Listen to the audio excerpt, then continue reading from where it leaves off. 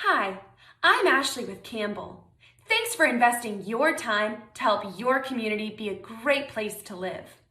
Before you watch the video, make sure to click the subscribe button so that we can help you make educated decisions as a board member. There we go. And again, my name is Rudy Forehand. I'm with Benjamin Moore Paints. I have been with Benjamin Moore Paints for 34 years down in the South Florida market. I've been in the paint business since 1976. So I know I only look like I'm 20 years old, so 29. So how is that possible?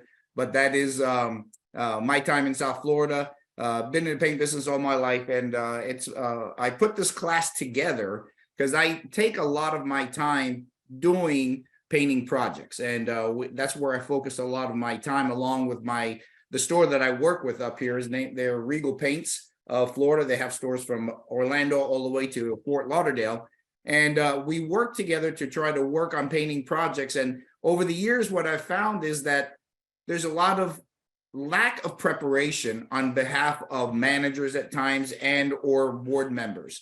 And with a little bit more information, a little bit more understanding, you would be able to get a much better job, be able to filter out what I call the players, the real players, and then the guys that are the people that are not real. And that, but at the end of the day, is so that you and your communities could get the most amount of value for the money that you're spending. There's no shortcuts here. I'm not going to bring up anything that's going to be any kind of secrets, any kind of stuff that it's easy is going to be a shortcut to get what you want to do. It takes work. It takes a lot of hard work. It takes a lot of time to put it and to do your due diligence on things. But if you do that, I could guarantee you that you're going to get a job that you're going to be more satisfied with. It won't get rid of all the problems, but you're going to be better prepared to be able to handle any kind of issues and problems and be a little bit more realistic about the problems as you come down the road. So that's what the idea why I put this class together about 2 years ago. Again, I think you'll get a little bit out of it. The principles are the same principles that you're going to use out of any big project that you're doing in a community. The difference is that this is skewed toward painting projects. The more information you have ahead of time, as you go through this process, what's going to be able to help you to be able to know what you're being told, and to be able to get the information that you're making the best decision possible for your community. So this is my license. This is the course number. What I will do, as Ashley was saying, she will send me a list. I will get everybody registered with the state of Florida that has a manager's license. If you would like a certificate, by all means, please let me know, because I will not send out certificates automatically, but let me know and I will send out a certificate to you. Or if you have any other questions or any other kind of information that you would like, there are some handouts like Ashley was mentioning about. I'll have the course available to you. And then there are also some other handouts that I have that I will send, that she will send along that as well. So again, we're here to help and to serve, and I really appreciate the opportunity to get in front of all of you. I know you're taking your time out of a busy day, so let's get rolling on this. The learning objectives, we kind of just went over it, but you'll get through it a little bit more and understand as we go through it. So our introduction is, and of course, the main reason is, why do we repaint? And I would say that the main reason why people want to repaint is they want their building or their homes to look great.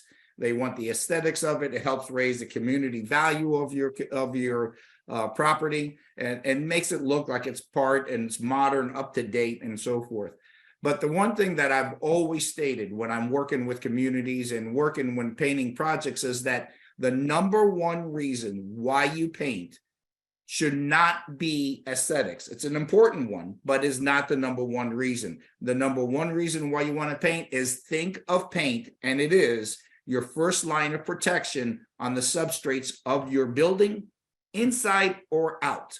So just imagine the building materials that you're living with, and you're without a coat of paint on there or protection. In the environment that we live in South Florida, which is beautiful, it's a great environment to live in. It is very it's not an environmentally friendly coatings to building materials and to coatings. So spend your money wisely, do this thing correctly, and get, you don't have to use necessarily the most expensive paint, but use the right paint that's going to get you the value that you're going to be needing for the material, for the job that you're going to be doing. So when we start to prepare for the next paint job, the question I always get is, when do we start preparing for the next paint job? And the way that I like to say, based on what I've seen over the years, is prepare for the next paint job as soon as the last one ends. And why do I say this? Paint doesn't last forever. It doesn't make a difference who you buy from, what manufacturer you buy from, what the application procedures are, or anything. Paint will not last forever. So you have to take that into account and the reality that's going to happen, and be able to plan that way to be able to look at it. So, and then, of course, that planning, that understanding will lead you to a little bit more of a effective use of your community funds, because as everything else, everything's going up. So paint labor and all the other things associated with painting a building is going up just like everything else is. So what I do recommend strongly, though, if you're having the committee, create a committee of people to paint that's going to be in charge of your building, and again, or in charge of the paint project. And the purpose of this committee is not to necessarily make the decisions. The board has to do that. But this committee is really to vet the process, to be able to vet the manufacturers, the painters, everybody that's going to be involved in the process. So that way they could present this information to the board so that they can make the best recommendation to the board and have the reasons why. We find that this is a very it's a very easy way to do things, but again, you're able to get information and keep the number as low as possible. Odd, of course, but it's a real good way to be able to figure these things out. So the key elements of the planning phase are when you start to plan, and one of the things that we're going to talk about here is, when do we start planning to paint? And a lot of it depends on that second topic we have. There is structural repairs, SB4, and I'm not going to go into SB4 because there's plenty of classes about SB4, but SB4, the regulations on SB4, painting is one of the items that are covered on it. And basically what happens is that when you're doing structural repairs, you're going to paint just the areas that have been structurally repaired. You can, but what's going to end up happening is that you're going to have a building that's going to have a polka dot effect, because colors do fade, colors do change. We're going to talk about that a little bit. So the first thing to do, of course, is to understand your SB4. When are your milestones coming up? When is the work, if you're going to have any, going to begin? And then you're going to have to that's when you're going to identify when the painting is required. Now, for all those buildings that are 25 years and less, homeowners associations, so forth, the idea behind it is just take a general look at your conditions of your building. You could ask for a paint representative to come by to give you their opinion. But the first things that I try to look for is the amount of fading, if any, of the coatings that are on there. The general kind of condition of the paint itself in regards to, is there a lot of chalking? Is there a lot of mildew? And the kind of structure of the the home itself, wood and so forth. So be able to understand that, chalking is the first thing that you, for me, is a real indication that you need to get ready to do a paint job. So how soon did this start?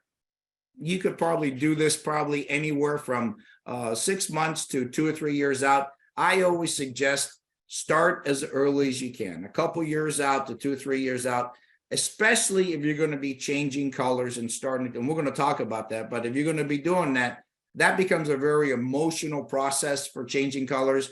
Also, there's going to be issues with,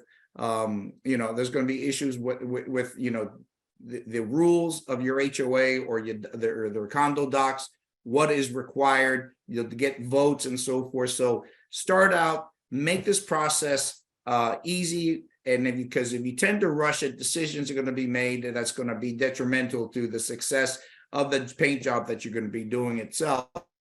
And of course, when you're doing a paint job, nobody does it for free. It's going to be, we're not here for charity. I would love to be, but unfortunately, we're all here to make money. But at the same time, you want to be able to work with people that are going to be reasonable, that are professionals, that, what I always like to say, this is a relationship business. This is the business, like I said, you're always going to repaint. So create and establish relationships, just like you do with everyone else, with people that you could trust, that you have good experience with, that are going to deliver what they're saying they're going to deliver. And then, of course, getting ready to pay and have the funds available for it. A big part about it is having a reserve study. And what is a reserve study? A lot of us know what a reserve study is, but long and short of it, a reserve study is basically a budget. It's all it really is for HOAs or for condos. It should include major repair costs, replacement costs, any kind of cost for upgrades and so forth, kind of over a 3 to 5 year period. Some managers do reserve studies. However, there are a lot of professionals out there, and when you're working with a budget that's going to be several $1 million, and that's not unheard of, and especially in some of the condominium buildings and HOAs that we're involved with, work with professionals. There's a lot of professionals out there that can help you put stuff together. It's part of what we need to do as under SB4 as CERS, but get this information together, do it right, cost your money out. One of the things that we're going to be running into as we sell real estate, and the real estate market is starting to slow up a little bit. But, when you're talking about the price of some of this restoration work and so forth, understand that there's going to be a lot of people as they buy units and they buy in an HOA, they're going to want to know or review what your reserve study is. They want to know if any assessments are coming up. They want to know, as they start to understand SB4, when are the milestones? When is your next inspection? So, because these become some major costs if they don't. So we really, to be professional and to get the maximum value of the community, plan this out, have that information available, and it only makes it easier. So what you're going to be coming into. So before you do anything else, get something like this done for all your projects, so you can have a better understanding of exactly what kind of funds you're looking at, because you want to be able to get the best value. And I always say best value. Again, not the most expensive or not the lowest price. Sometimes lowest price and best value come together, but you want to be able to get the best value for every dollar you're spending on your community. Another thing that we deal with in the state of Florida that there's no other way around it. The state of Florida gives contractors or suppliers of material the ability to protect themselves from the contractors that are doing the work. So this is again, it's really an easy situation it's an easy system to use, but it's some things that you have to be aware of. Your contractors, suppliers and subcontractors are not obligated to use lien laws, but they fully do have the right to do that. In most cases, it is no indication of any question of the credibility of the contractor. A direct contractor that you sign a proposal with will not be able to claim for a lien on your building or send a quote notice to owner. But any suppliers, any subcontractors that they use for materials to booms or anything like that, if they send a notice to owner to the person on record, then you're being noticed that there's going to be a lien filed if they don't get paid.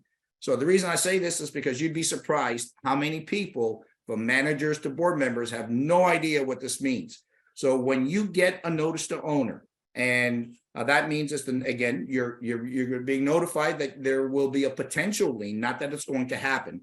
So to avoid all that is that when you're making payments to the contractor that you signed your contract with, your proposal with, make sure if you're doing payments, partial payments as the project goes along, which is completely normal in a paint job, just make sure that when they submit an invoice for payment, that along with that payment is coming a partial release of lien, not from the contractor, but from the suppliers that have filed the notice to owner, or any subcontractors that have filed a notice to owner. So what this does is that that as you're sending out these partial payments, that the suppliers are being paid. So that way, at the end, they can't come back after the association or the individual homeowners asking for funds. So this is a very, very important piece that you have to really use as you go along with it. So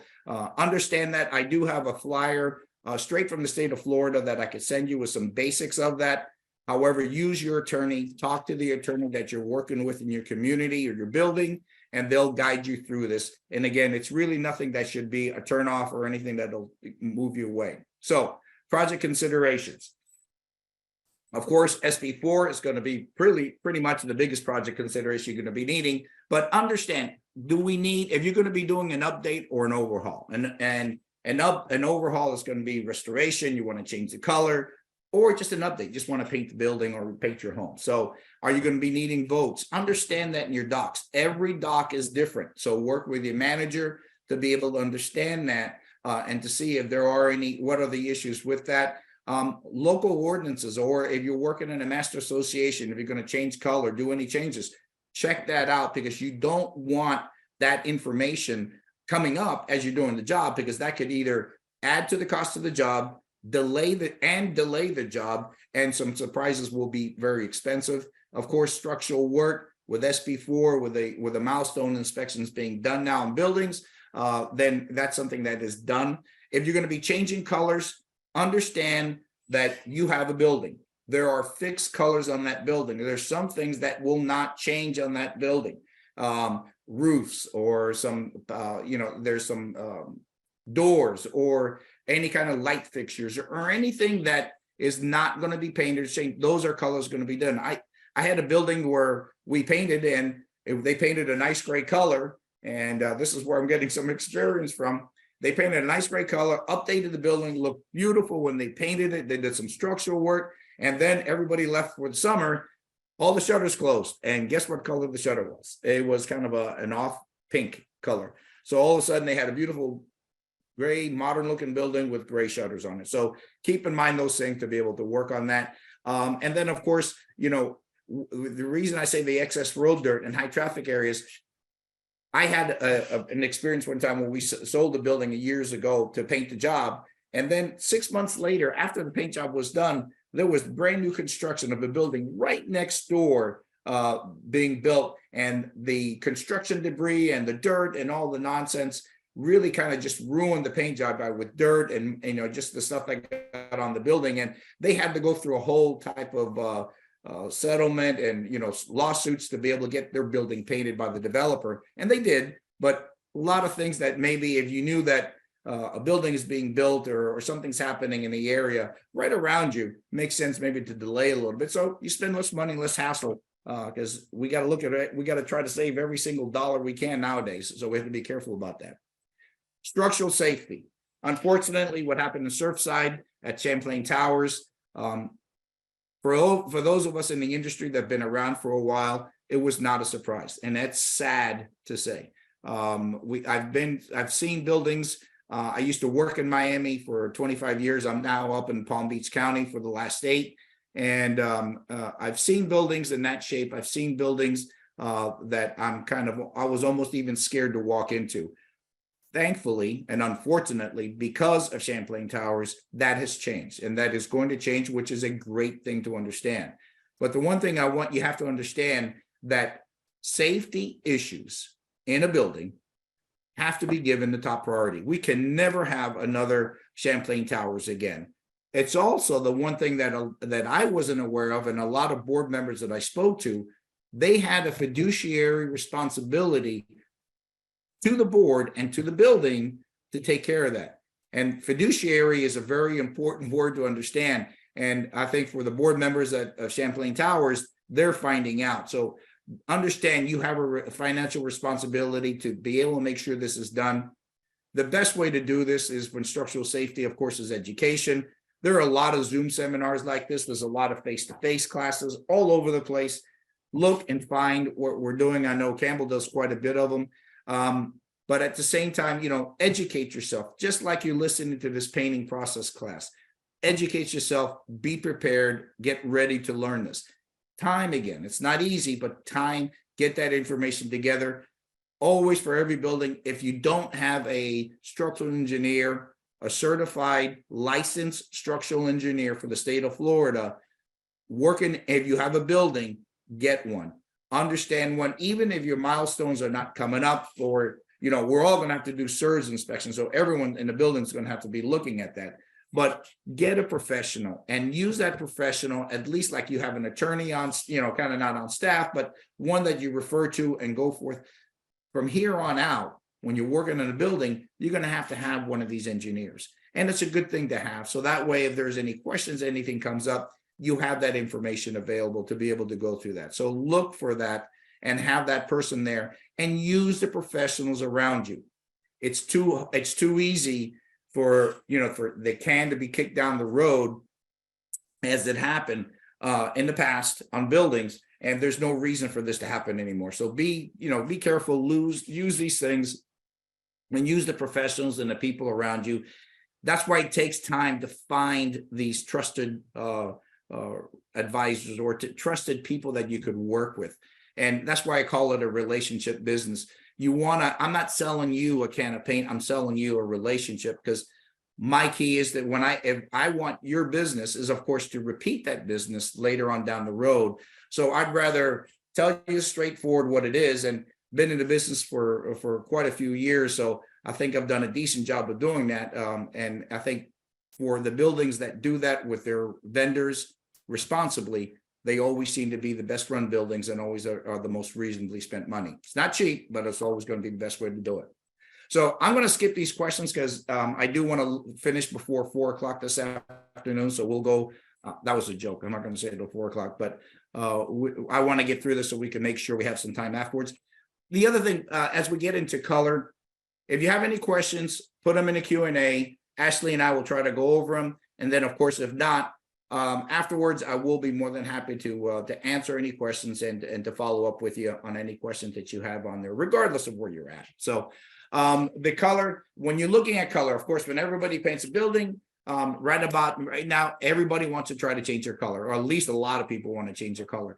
So you have to understand, color is it's a good thing to do. It's not cheap. Colors will change.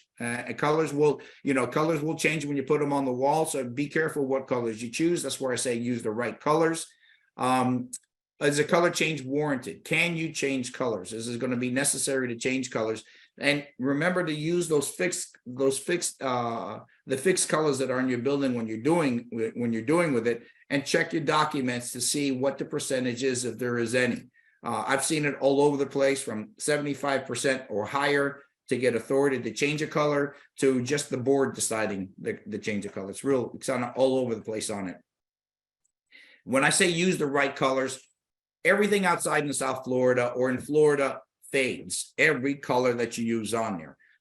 The darker ones tend to fade faster than the lighter ones because you see the change. That's not covered under warranties. That's not covered under anything under any of these type of warranties. And we're going to talk about that a little bit later. When I say use the right colors, use the color. Everything that you're going to get in the store is going to be mixed. So use the colors that were pigments are more light, fast, or susceptible to less fade, or they're susceptible to, let me put it this way. Use pigments that will fade less than other pigments. And some of the brighter colors, like some of the things you're seeing on the screen there, they're pretty colors, but those colors will tend to fade faster on the outside of the wall. So work with your people and your manufacturer and your color consultant to be able to do that. And then color consultation or color rendering. Do you need it? Is it necessary? And basically what it is just it's doing a digital rendering of your building with the new color superimposed on it. Always understand that digital renderings will never, when you look at a color on a computer screen or on your phone, it never comes out exactly what the building is going to look like. However, it is made on purpose to give you an idea of what the building will look like. Always put some samples on the wall. And there is color consultation, where if you are thinking about changing colors, you could use your paint committee, or if not, create a color subcommittee to be able to choose particular colors. It's always a good idea to vet through this color, working with color consultants or designers to get the colors down to, say, 2 or 3 choices. I would say 2 choices, maybe with the original being as always one of them, but that's something that you have to do But again, on this part here, color is really emotional. I've seen people move out of a building because of this. So it's a lot of fun. And then like one other thing, and you'll be able to get a lot of this from when you're working with a color consultant, if you're going to go that way, is to, to understand each color has an undertone. So just because you have a gray doesn't mean that, it's all grays look the same. As we all know, all grays look a little bit warmer or a little bit more yellow or red compared to others that look blue or grayer. So understand those undertones that we're talking about, because that will affect how the color looks like.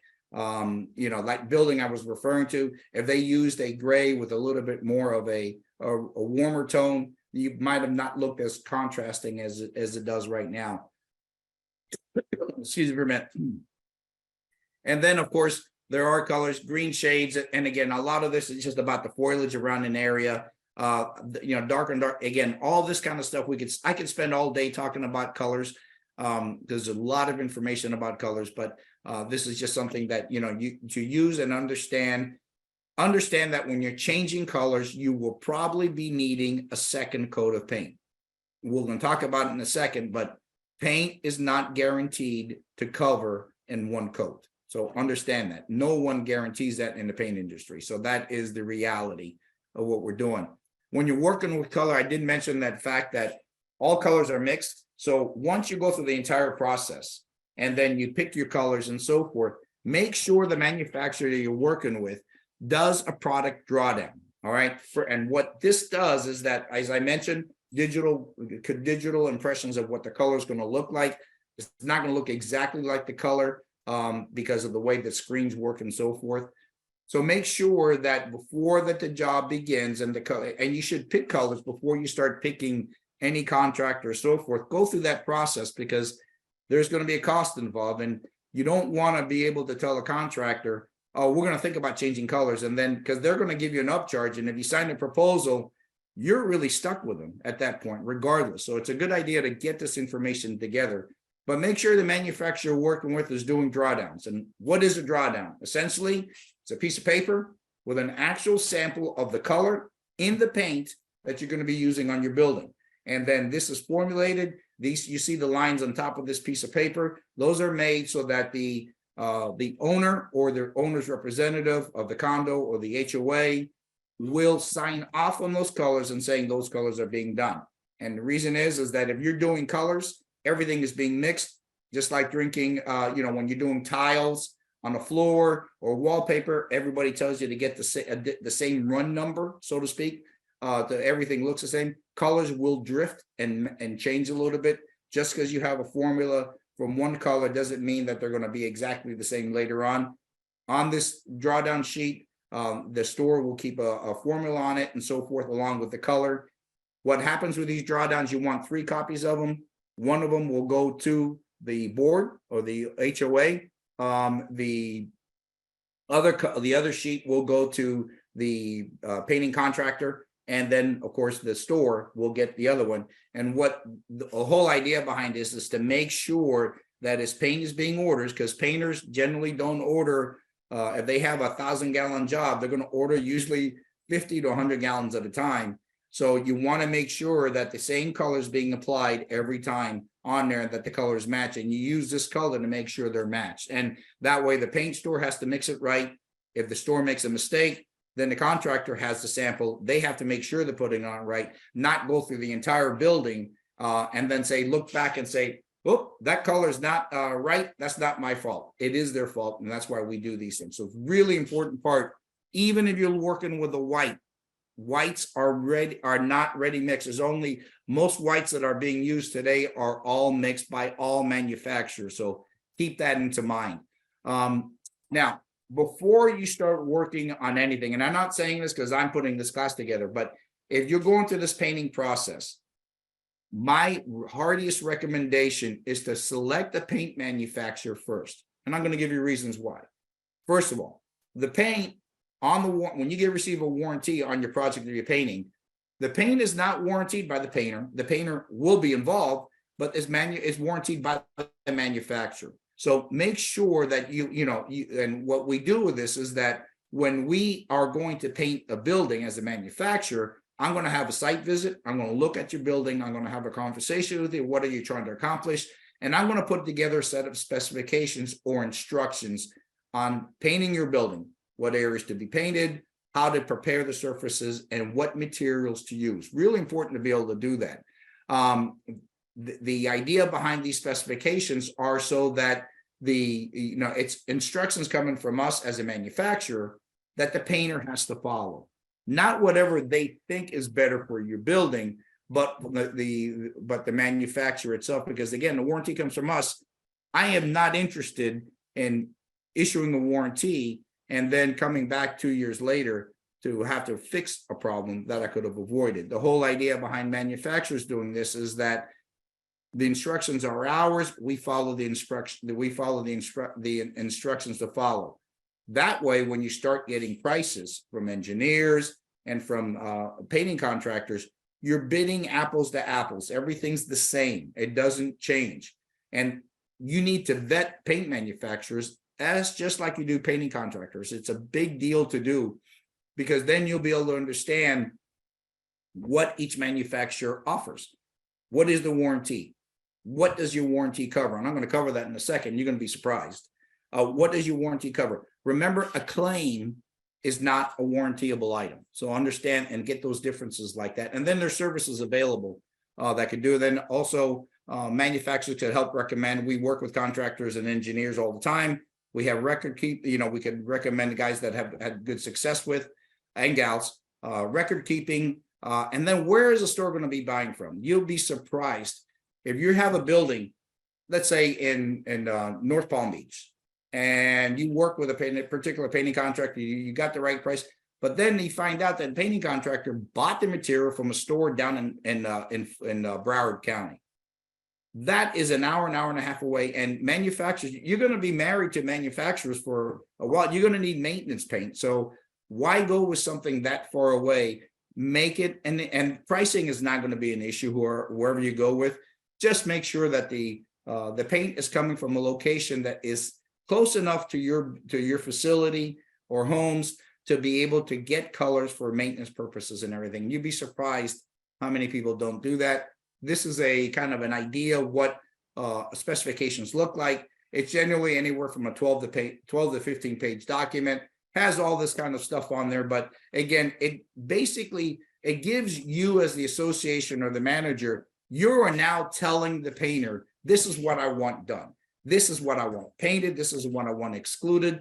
This is how I want you to do your work. Talk about any special instructions. You get this stuff up front out of the way so that you're not surprised. And again, you're doing your due diligence, getting this information out there and be able to understand that. And again, we talked about the one if your proposal is going to be bid equally, if you get it from one manufacturer.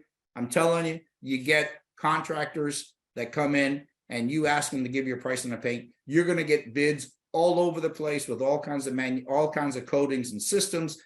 You need to really vet that information out before you even get to the contractor to do that. And then the one thing that contractors like to do, make sure that there's wording in the proposal of the contractor you're working with, that manufacturer specifications included in the proposals. In other words, the default instructions for preparation and application and for the coatings to be used are going to be what's specified in the contractor.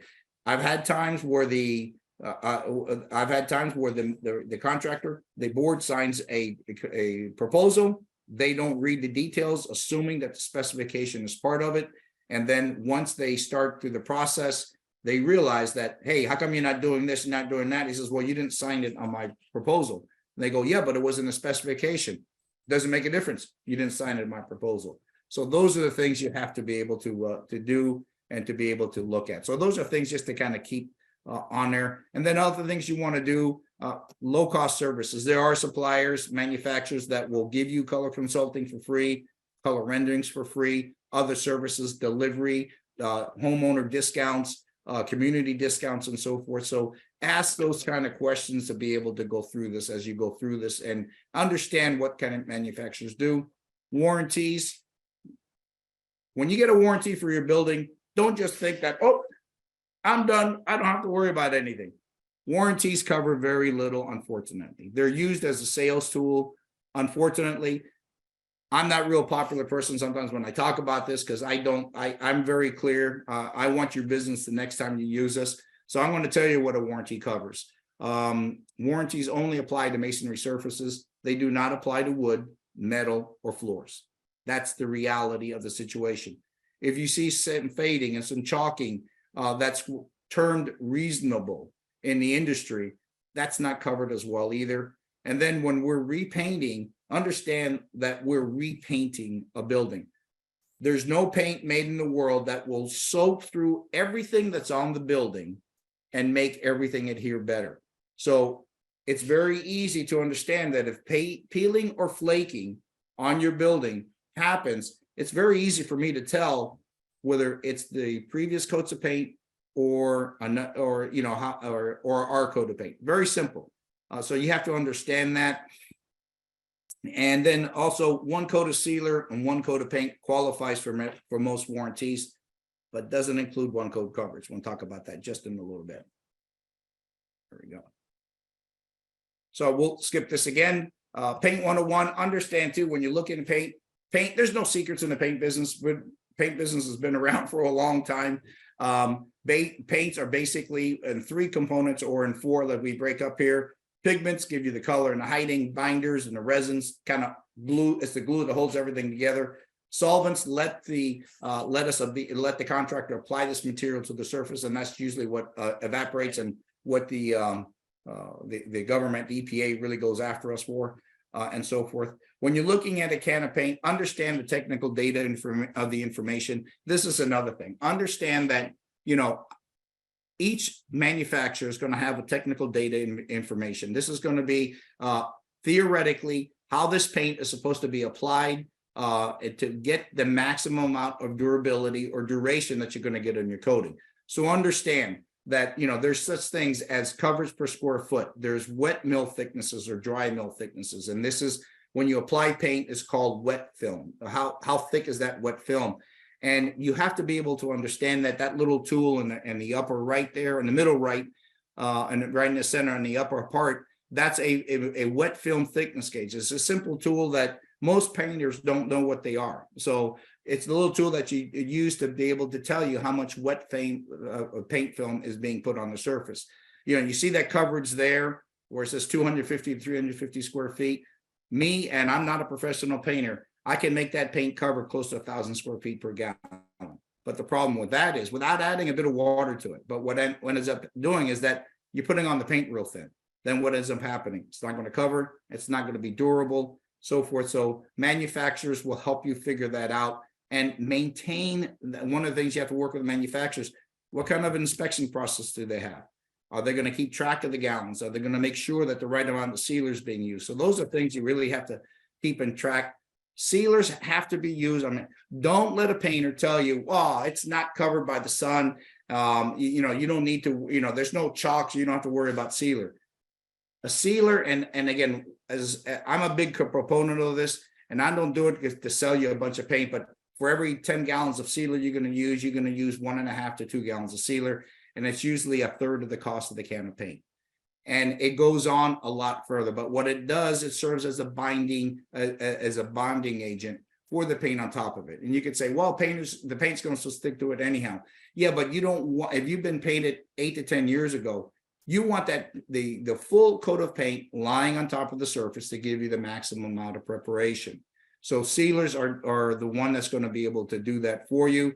It is another coat to put on there. It's usually easier, but the durability, getting that done over that time is going to make that paint system last a lot longer. So understand that. We talked about this one coat coverage.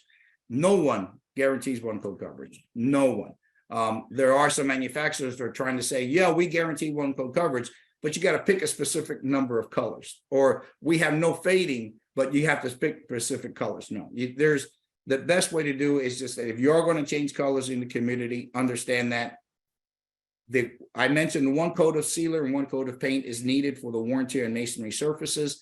Does not mean that's going to be covered. That's going to be guaranteed to cover. that's where manufacturers will help you. So that's why you want to know what a color is before you start working with painting contractors. So that way they know what the color is going to be. They can test it out and make sure that they're comfortable enough with it being covered. So project management, that's, again, we've been talking for about 45 minutes here. And we talk about all these other pieces that we just talked about, but none of that works unless, again, this is where the real hard work of that paint committee or the manager begins, is project management, because you could go through all that time and effort to put all those things together. And if you're not going to manage or have someone look over what they're doing, are they going to do what they say to do? We live in a perfect world, right, where everybody does what they say they're going to do. Be careful. And the jobs that I work with, where I have board members involved in the project management, property managers, or maybe even an outside specialist that will, like a project manager, to check. And what they do is just to check. We're going to go over it in a little bit, but just check what's being done. Make sure everybody's doing what they say they're going to be doing, and make sure they're doing it the right way as well. So when you start the project management, if you're going to need a building, select a structural engineer. Hopefully by this time you won't have to worry about that. You already have somebody that you work with. But even before the structural engineer, and look about this, we've talked for 45 minutes and we have talked about paint, what to get ready, and so forth, the manufacturer to choose. Now we're getting into choosing contractors. But see, with all that other information that you have, now you're ready to start talking to people. Now you're ready to start saying, this is what we want. This is how we done. If they have a objection to it, at least you could talk intelligently. You have other people to bring in, like a paint manufacturer's representative, when it comes to coatings or to other pieces, to be able to understand. And they, again, as a team, work together to be able to do that. So I have a couple articles on concrete restoration, ABCs of a concrete restoration project, along with others. So if you need that as well, Ashley will be sending that out. But again, on this here, but when you're in, like, the one thing that I want to do when you're interviewing and talking to people, if you go through there, first of all, tell them you've met with a paint manufacturer. This is what they're recommending. We want to use this system. We want to use this store. Meet the project supervisor, because the salespeople or the owner of the engineering firm is great. They're perfect, terrific people. You could trust all salesmen, right? But work with the projects, meet the project supervisor that's going to be handling your job, because that person is going to be the one you're going to be living with day in and day out as the project goes on.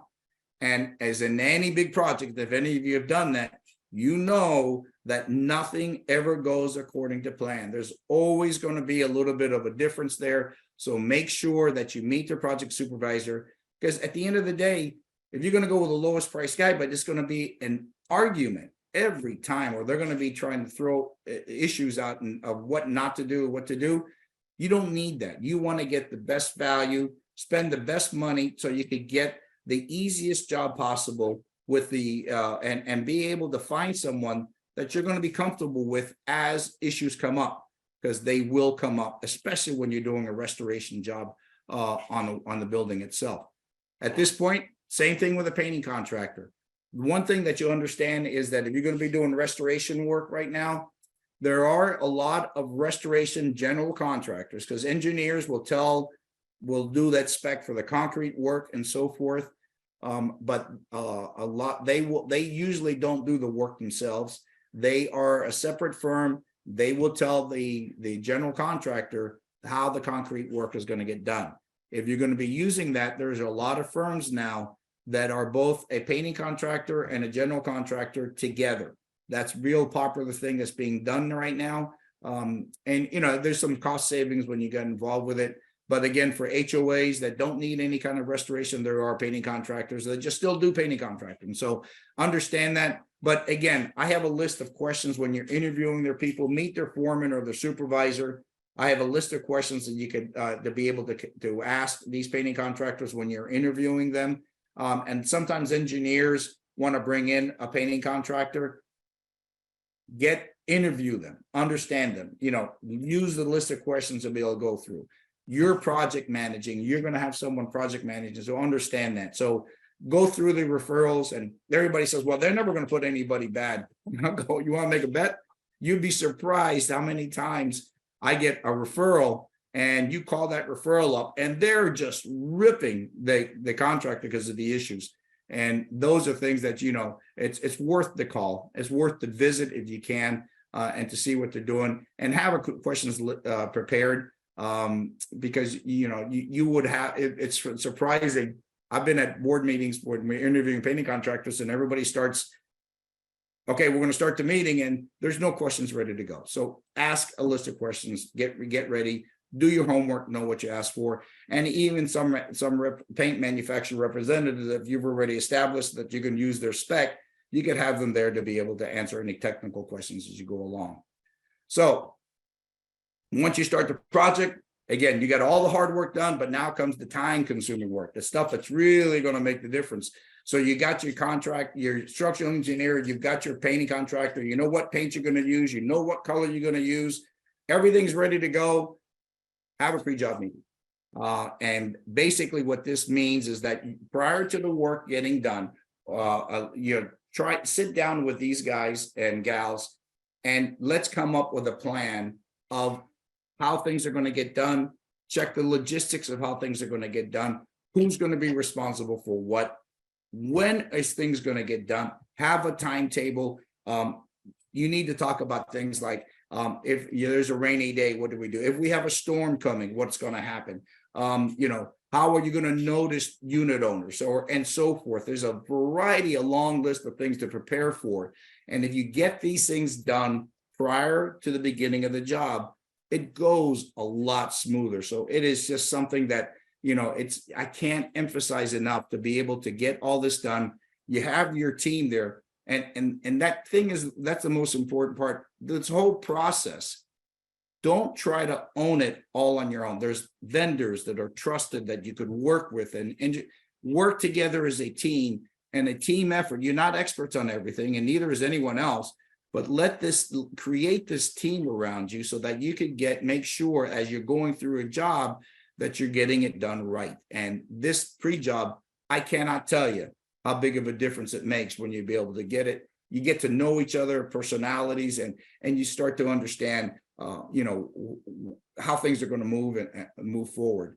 The other thing that I really kind of emphasize on, for buildings that are tall, it's a little bit difficult to do that because getting on the swing stages to inspect work is really difficult. For instance, for me, my company won't allow me due to insurance purposes to get on there. I probably want to get on there anyhow because I'm scared of heights. But you want to have at least weekly meetings. You could schedule at your pre-job, you could schedule that frequency of times of those inspections and so forth.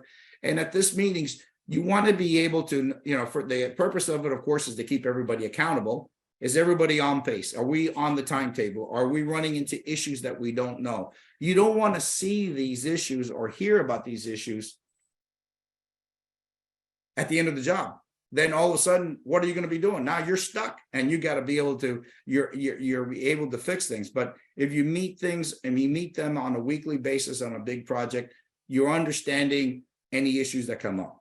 Is the paint covering? Is the paint doing the work? Is the contractor fine? Are there problems with homeowners? Are there problems with tenants? Is the parking a problem?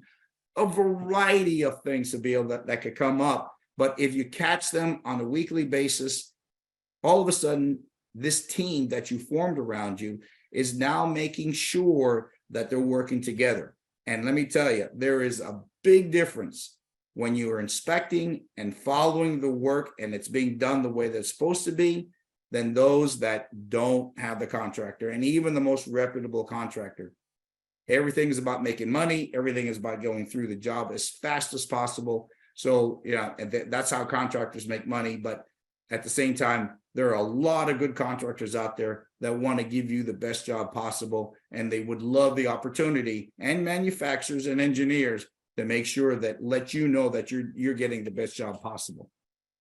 Now, here we are at the end of the job. Make sure as you're doing those partial release, though you get those partial release of liens, Make sure at the end that, you're usually going to hold back a certain amount for pay, for any kind of touch ups or anything like that. Make sure that you've got final releases as late, remember, from the suppliers and the subcontractors that have sent a notice to owner. That's important, and it has to come from them, not from the contractor. And make sure that the warranty is going to be issued, everything is paid, all the touch-ups are completed, and any concerns that you get together on those, the pre-job, the inspections and so forth, that you get together are working together. So make sure that final inspection is done. When you're doing, if for instance, an HOA, we're currently working on an HOA of over 500 homes up in Jupiter. And could you imagine if we waited till the final day to be able to do inspections on 500 homes? It would take days to get through it. So that's why, and the painters don't go and do all 500 at one time. They're doing one piece. So those are the things that you want to do, and you make sure that you're there, because the final inspection, if you do your job right, is actually going to be the easiest inspection of the job itself. Because by that time, you all know everything that's going on, any kind of issues that's coming up, everybody's been talking to each other, and then you've got these things taken care of. And then at the end, here you're at. Remember, paint doesn't last forever. Even if you go through all those steps, you're doing it right. Do the job right, spend your money wisely, do these steps and make sure that they're going. The one thing I want you to understand, SB4 and the regulations, or whatever it's going to be called in the future, it's here to stay. It will not be going away. So if you have a building, you have to understand and to interpret what SB4 is. Your ignorance is not ignorance of the law is not going to be something that's going to be that's going to defend you or give you. You need to know that when you're repainting, please remember to repaint before the paint on the wall begins to chalk. You're going to get premature chalking if you don't use enough paint. So that's why that checking with the paint and the millage, very, very important.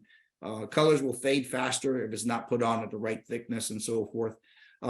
The planning, again, remember to start planning for your next job as soon as this one ends. You don't know how many times I go to a job site and we're going to do a project. Who was the manufacturer used the last time? Not really sure. Who was the contractor? Not really sure. Because a lot of times the boards change and management changes. So the attitude is that I'm not worried about that. That's in the future. I'm not going to worry about it. But it is irresponsible for us as a community to be able to do that. So keep that in a file, because you don't know how many contractors and people that I've used that they have a problem with the board, but then there's complaints and there's issues and there's all kinds of problems. And then guess what? They get hired the next time because they get the best price. And there's no way to be able to tell them that information, that the issues that they had with that. So be able to keep that information, pass that along responsibly. It'll get you to know what your budget's going to be if you know what you paid the last time, so that when prices are given to you, you know whether they're talking reasonable or not. Remember to make sure you have a paint committee. Get a digital copy of the warranty, at least, if not a paper copy. Most of it right now, we're all doing digital copies, but get a copy of it. Understand what warranty covers are. I do ask that when painting contractors, when they're bidding on your proposal, you'll find that I always ask for the painting contractor, because our warranty is somewhat limited. I want to make sure that the painting contractor is putting a warranty in for the quality of their workmanship. So we're entering I told you at the beginning, we're in a relationship here. When I issue a warranty, I'm married to this. Benjamin Moore and Company is married to your association for 10 years or 8 years, whatever it be. Make sure that the contractor has some skin in the game as well. Because if they, inspections are not going to, you don't have somebody looking over everybody's shoulder, 24/7 when they're doing the work. So make sure that the contractor has some skin in the game, that they have a warranty on there for the workmanship, because 9 times out of 10, when there's a problem, it's usually not paint related. It's usually either substrate related or maybe application. But good contractors are going to want to come back and fix issues in a reasonable manner to be able to keep your business for the next time they got painted. So that's one of the things to keep in track. And of course, the easiest way to access all your information is it's digitally. keep everything now 2023. It's everything on a thumb drive is the way to keep information and to pass it along and move forward. So that essentially is the class. Again, I would like to extend, remember, if you do need a certificate, by all means, please email me. If not, I will automatically be sending the list up for to get registered with the state of Florida. And then at the same time, I would love to be able to do your, work with you in your community if possible. If not, use this information, use it wisely, so that way they could, so that way you could get the best value out of your pocket. So other than that, Ashley, thank you everyone for attending, and I hope you the best on your paint jobs in the future. Awesome. Thank you so much, Rudy. It was great. I did go ahead and launch that poll, so if everyone can please take that, we'd really appreciate it. And then also I will be emailing out the presentation. Rudy did give me, I think like 7 other handouts and the list, so I'll go ahead and share that in the email as well. On the recording of this, Rudy's contact information, and then information on our future classes. So that will all be emailed out after. I will be giving Rudy the attendee list so he can handle submitting the CEU credits. So if you have questions about that, you can reach out to Rudy. And then, as Rudy mentioned, if you need a certificate, also please reach out to Rudy via email. But other than that, it was great. Thank you so much, Rudy. And thank you everyone for coming. We really appreciate it, and have a great day. Not a problem. Can I say one more thing? If Yeah, you have course. any, those questions that you have on there, we're running short of time, email me and with the information, and I'll be more than happy to answer every question that you have on the chat there, on the Q&A. Awesome. All right. Thank you so much, Rudy. Thank you. Bye, guys. Take care. Thanks for watching. For more great educational content, click the subscribe button now.